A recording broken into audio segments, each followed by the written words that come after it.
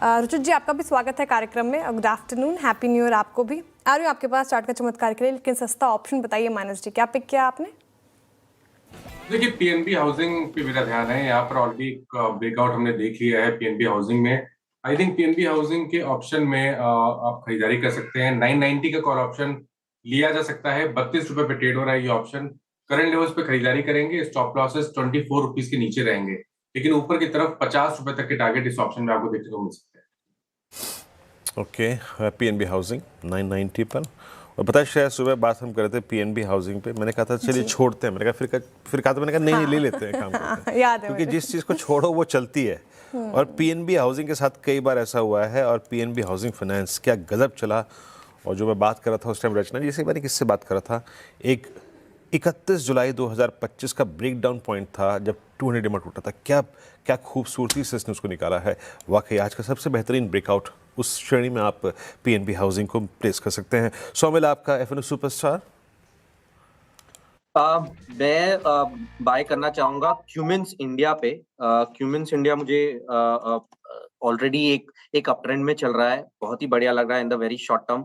40 daily moving average और lower end of the Bollinger band of the daily charts पे support लेके फिर से हायर टॉप हायर बॉटम बनाना शुरू किया है। Great setup. यहाँ पर स्टॉप लॉस रखेंगे 4420, टारगेट होगा 4680। कमेंट्स के फ्यूचर्स में खरीदारी की राय है, ये काउंटर अच्छा लग रहा है खरीदारी की राय इनकी तरफ से। रुचित जैन जी, आपका चार्ट का चमत्कार क्या होगा? Very good afternoon to everyone. Chart के चमत्कार में मैं बैंक में खरीदारी की सलाह दूंगा। सीएसबी बैंक में पिछली बार देखे तो ये स्टॉक में 450 एक मेजर हर्डल था, जो कल के सेशन में स्टॉक में ब्रेकआउट आया और आज एक फॉलोअप मूव भी है। और दोनों ही दिन, कल और आज 2 दिन जो ब्रेकआउट हुए हैं उसमें वॉल्यूम्स देखेंगे तो अपने डेली एवरेज से कई बेहतर वॉल्यूम्स के साथ ये ब्रेकआउट हुआ है। सो आई थिंक हम एक अच्छा ट्रेंडेड फेज ये स्टॉक में एक्सपेक्ट कर सकते हैं। 464 के स्टॉप लॉस से सीएसबी बैंक में खरीदारी की सलाह रहेगी 505 के टारगेट्स के लिए। ओके, सीएसबी बैंक 478 पे आपका बाय कॉल। आशीष जी के पास चलते हैं आज का मिड कैप फंडा के लिए। आशीष जी क्या पिक कर रहे हैं आप?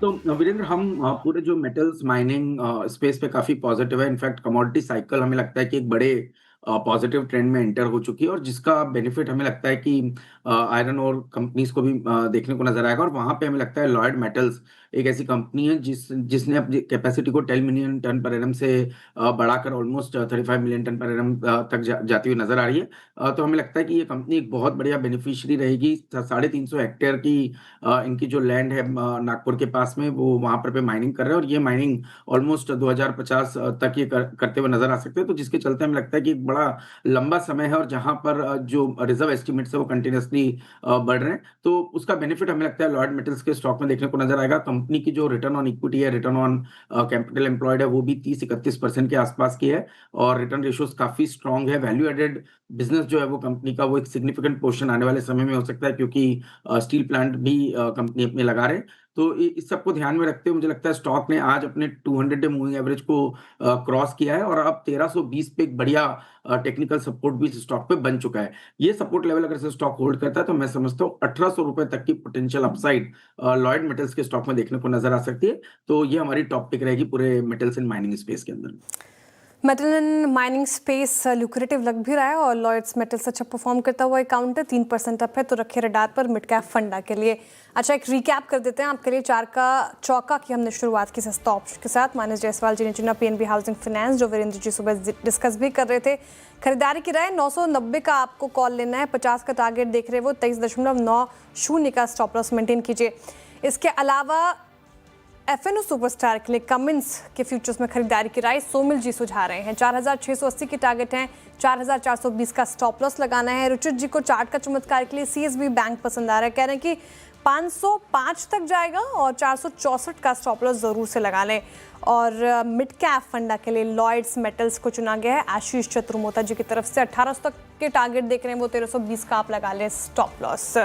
तो फिलहाल ये चार का चौका के कुछ पिक्स हमने आपके सामने रखे, लेकिन अब बात करते हैं पूरे साल की। देखिए,